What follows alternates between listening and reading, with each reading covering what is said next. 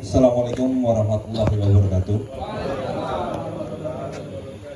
Karena saya orang Jawa, jadi tidak bisa berpantun ria. Saya langsung saja perkenalkan, nama saya Tabah Haryanto, bapak dari 2 orang anak dan insya Allah 1 istri. Kemudian saya berdurian kurang lebih sudah 14 tahun dan saya menggeluti Paklo sudah 8 tahun kurang lebih. Kemudian tahun ini kita punya 15 kebun klien, 17 kebun berbunga karena Paklo. Ketika ada pertanyaan, yang 2 dari mana? Yang 2 nyontek Bapak. Terima kasih. Ada rule-nya bahwa saya akan sedikit memberi gambaran rule bahwa saya akan mempresentasikan slide by slide per bulan apa yang harus kita kerjakan. Jadi nanti bulan pertama kita harus ngapain, pupuknya apa, pestisidanya bagaimana, cara aplikasinya bagaimana, dosisnya berapa, jenis pupuknya apa, sampai dari setelah panen sampai panen lagi. Saya harap apa yang saya sampaikan ini bisa dimengerti oleh bapak-bapak dan ibu-ibu sekalian, karena basic saya juga petani. Saya terlalu bingung atau terlalu istilahnya apa ya, nggak terlalu mengerti bahasa-bahasa ilmiah teman-teman yang lain di sana. Kemudian yang kedua, insya Allah ini aplikatif. Tidak akan ada yang saya tutup-tutupi, baik itu pupuk belinya di mana, dosisnya berapa. Kemudian yang ketiga, silahkan nanti sepulang ini bikin grup WA, kita bisa diskusi sepanjang hayat. Dalam arti ketika saya masih hidup, berarti diskusi kita berlanjut. Tapi kalau saya sudah nggak ada, berarti selesai diskusi kita. Amin. Baik, jalan-jalan ke Lubuk Linggau, jangan lupa mampir ke. Untuk mempersamakan persepsi, saya mau tanya, tujuan Paklo itu untuk apa, Bapak?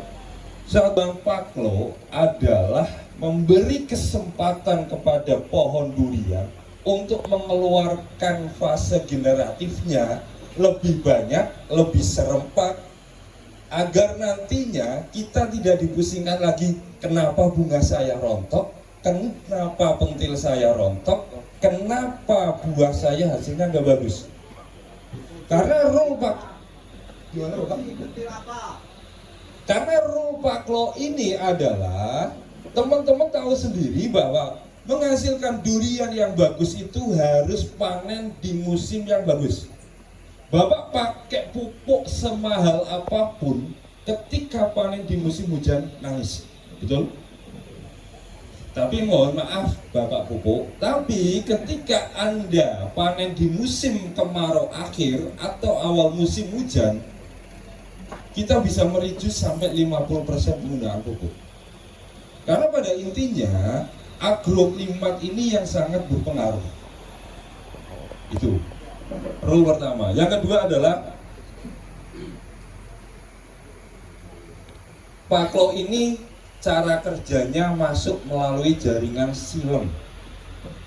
Bapak tahu ya?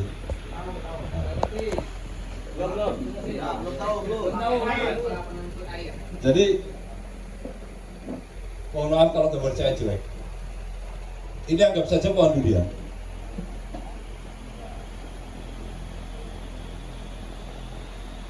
Ini cabangnya.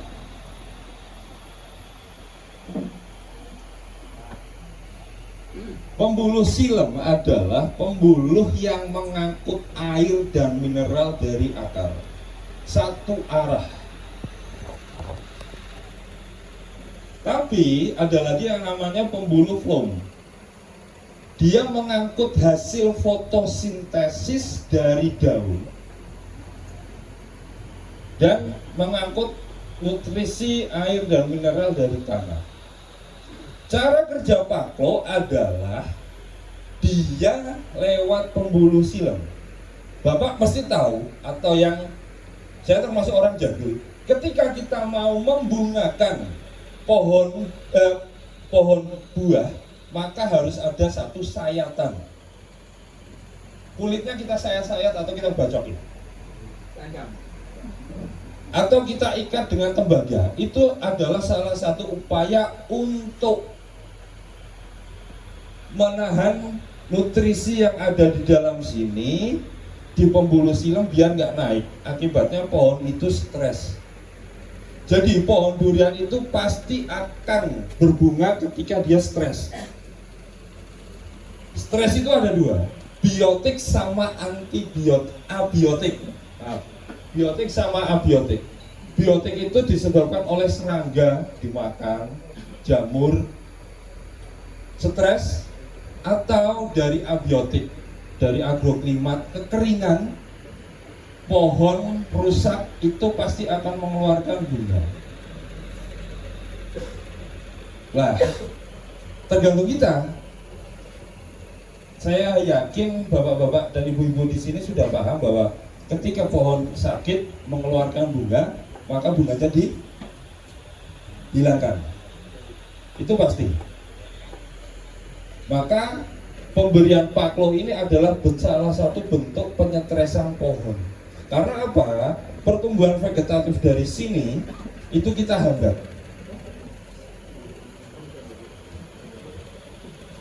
Jadi pertumbuhan vegetatifnya kita hambat menggunakan hormon paklobutrazol. Oh maaf Bapak, saya bukan praktisi paklo ya. Kita bicara di sini adalah ZPT, zat pengatur tumbuh. Saya bicara paklo nanti, saya bicara GA3, saya bicara CPPU, bahkan nanti saya bicara dengan prohexadion kalsium. Jadi semua itu ZPT yang akan meningkatkan optimalisasi hasil panen jenengan. Gitu. Saya lanjut bahwa stres vegetatif ini kita hambat pertumbuhannya, maka pohon akan stres, maka dia akan mengeluarkan bunga. Cuma kuncinya adalah sebelum dipaklo, pohon ini harus benar-benar sehat, Bapak. Nutrisi sudah ada pada setiap cabang. Karena untuk mengeluarkan bunga, mengeluarkan buah, itu butuh energi yang besar, butuh karbohidrat yang besar. Karbohidratnya itu didapat dari P dan K. ZPT ini sifatnya adalah merangsang, bukan sebagai pupuk utama, Bapak. Merangsang, provokator. Pohon itu biar menghasilkan bunga yang lebih banyak secara serempak dalam waktu yang sama. Logikanya gini Bapak. Mohon maaf ini agak-agak 17 plus. Ketika wanita ingin hamil, maka yang harus dipersiapkan adalah bukan si perempuannya saja atau si laki-lakinya saja. Harus keduanya. Ketika kita ingin meningkatkan kualitas kehamilan, maka si perempuan ini kita kasih hormon yang namanya hormon apa? Kalau wanita itu progesteron. Kalau yang laki-lakinya maka dikasih hormon testosteron. Pemberian hormon ini bisa bersifat sintesis, bisa bersifat dari pola hidup. Pola hidup itu berupa makan, gaya hidup, dan lingkungan. Sama halnya dengan tanaman. Sebelum jenengan mumet lagi, boleh langsung bertanya saja. Saya diberikan waktu sampai jam berapa, Mas? 4:30. Fullnya sampai jam berapa, Bapak? Jam 5. Mungkin nanti jam 5 maksimal kita akan bahas pelan-pelan saja Bapak, karena ini paklo menurut saya agak sensitif, karena tidak semua dalam tanda kutip konsultan itu mau membeberkan secara vulgar, karena takut mata pencarian mereka terancam. Bahkan ketika jenengan, amin saya Bapak, kemarin pas ke Vietnam dan Thailand, apa dikasih step-step paklonya? Yeah. Di sini nanti ada Pak. Bayar murah, Pak. Mas, Mbak, next.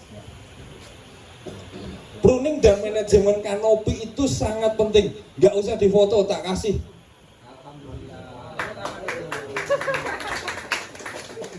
Kalau saya biasa jual 3 juta, Pak. Pruning dan manajemen kanopi. Kenapa ini paling penting? Seperti yang tadi saya bilang bahwa semua hal yang akan kita dorong untuk pembungaan pohon harus lebih sehat secara nutrisi. Jadi nutrisi yang kita berikan itu harus benar-benar sudah ada di dalam jaringan pohon. Kenapa harus pruning manajemen kanopi, Bapak? Kita tidak ingin durian itu, pohon kita itu terlalu banyak cabang yang kecil. Sekarang saya tanya, Pak, fungsi pruning buat apa?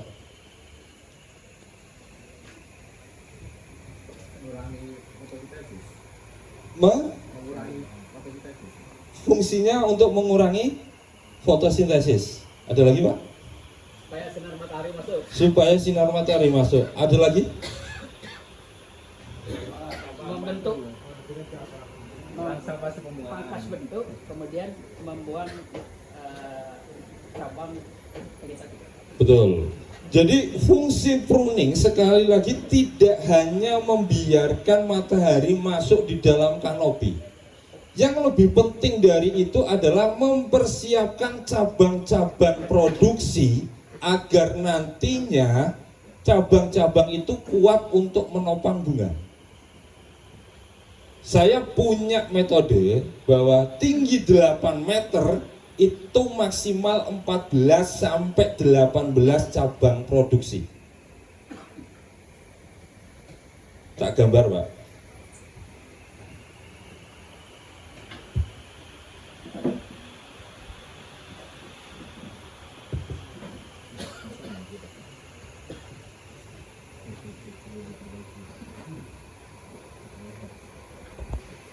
Ini saya gambarnya agak jelek aja, Pak.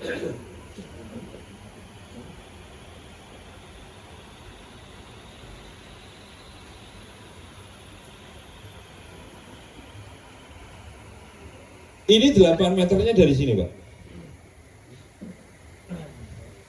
Pucuk biarkan 1,5 atau 2 meter. Cabang produksi mulai dari sini, Pak. Minimal 1,5 meter dari permukaan tanah. Itu berisi 14 sampai 18. Kenapa, Bapak? Karena harapan saya nutrisi yang nanti kita berikan itu akan fokus di cabang-cabang ini, Pak. Ini yang penting. Dan kemudian ketika jenengan nanti pruning itu bertujuan untuk membiarkan sinar matahari masuk, maka yang dikurangi pasti adalah daunnya. Nanti bentuknya ekor kuda. Karena jenengan sayang untuk memotong cabang, gitu. Padahal itu sangat penting, Pak. Nggak mungkin lah kalau menurut saya bahwa cabang-cabang itu ketika jenengan punya 24 cabang, punya 26 cabang akan berbunga semua. Satu, ada pameo mengatakan, ada mitos dan saya meyakini benar bahwa 1 kilogram buah itu butuh kurang lebih 100 helai daun. Maka harus dihitung.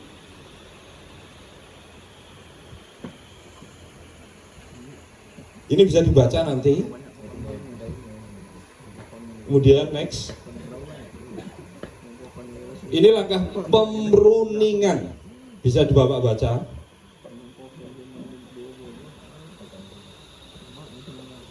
Sampai sini ada pertanyaan? Ya, monggo, Bapak.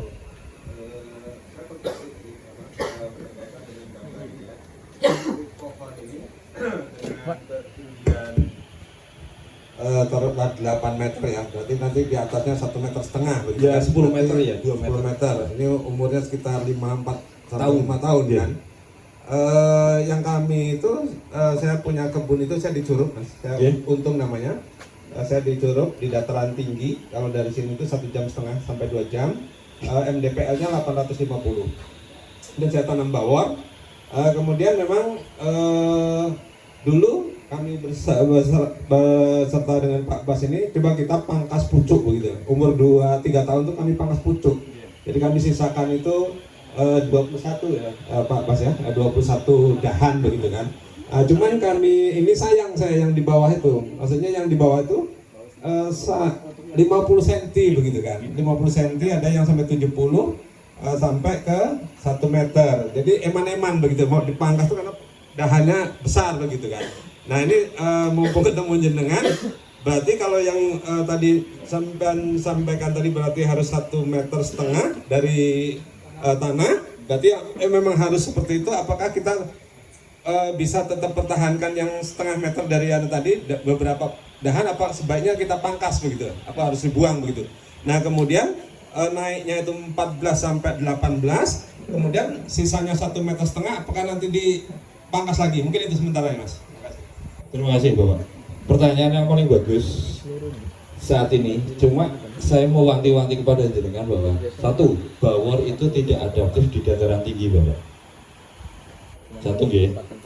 Saya tidak ada indikasi apapun tentang bawor, karena saya juga petani bawor, bahwa sependek pengalaman saya keliling ke Indonesia bahwa bawor itu kurang adaptif di dataran tinggi, khususnya di 500 meter di atas permukaan laut ke atas.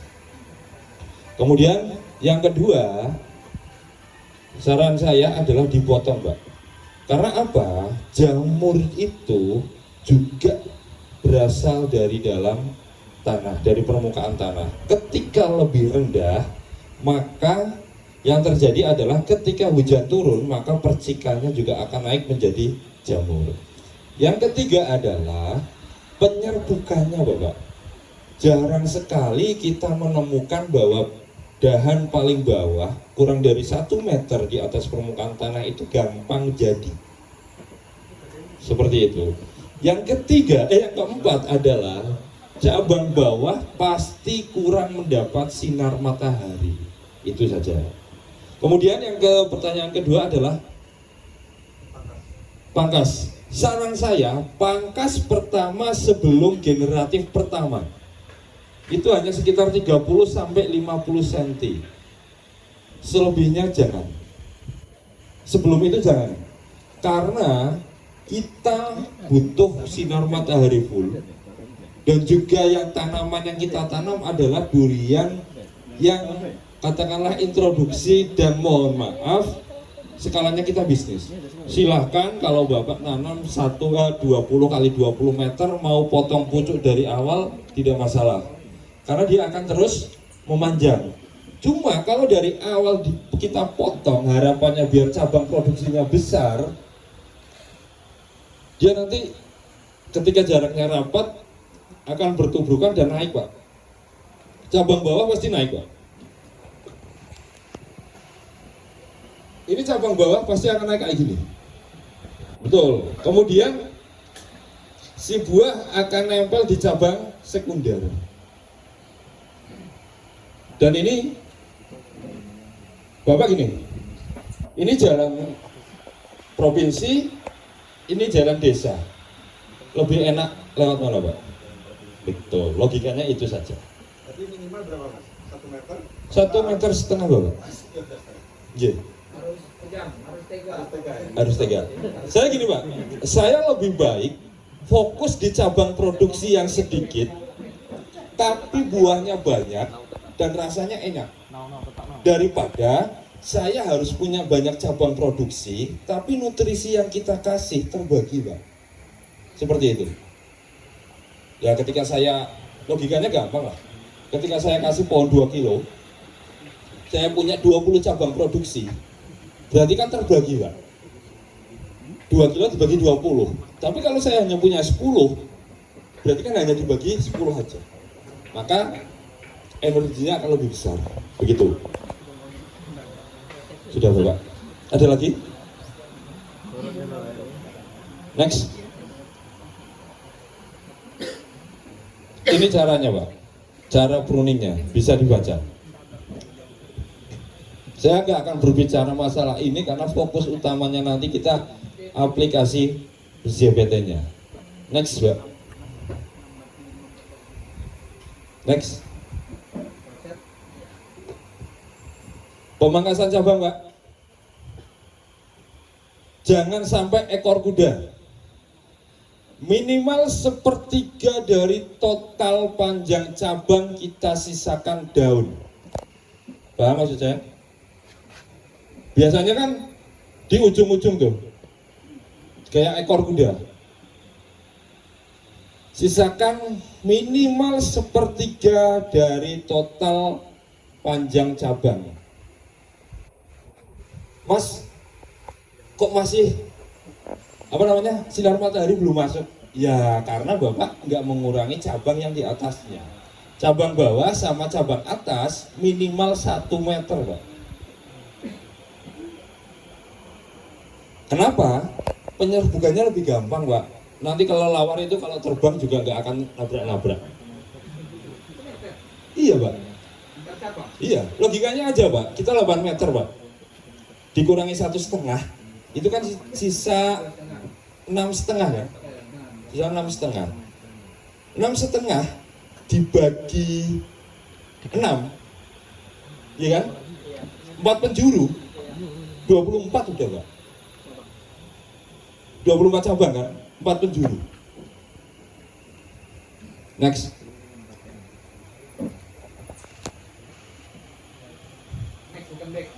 Next ya. Nih Pak, kebutuhan nutrisi tanaman durian. Saya nggak akan berbicara panjang lebar di sini. Saya nggak akan ngomong NPK, CA, MGS gunanya untuk apa. Karena pasti jenengan sudah dapat dari media sosial, seminar dan lain-lain. Ya, next.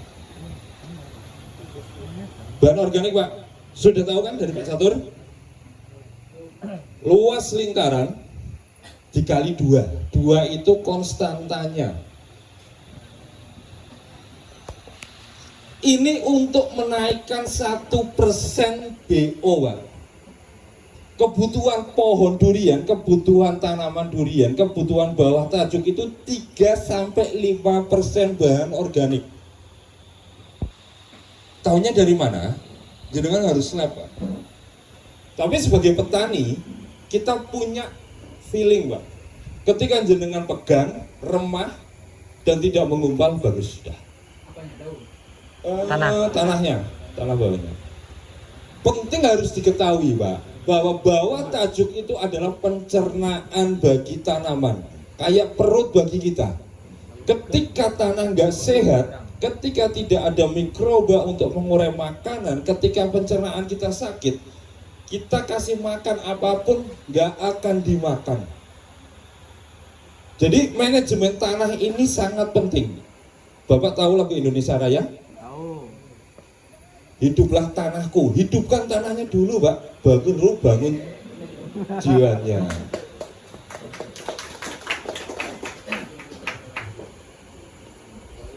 Ini nanti bisa dibaca sendiri, luas kanopi dikali 2. 2-nya itu adalah konstanta, Pak. Tetap 2 kilo maksudnya. Next, Pak. Bisa dibaca? Next. Ini kalkulator durian bisa dipakai, kebutuhannya berapa? Nanti saya kasih filenya. Next. Nah, ini Pak, pupuk daun, Pak. Pupuk daun ini sangat penting, Pak, karena memenuhi unsur mikro yang ada pada tanaman durian.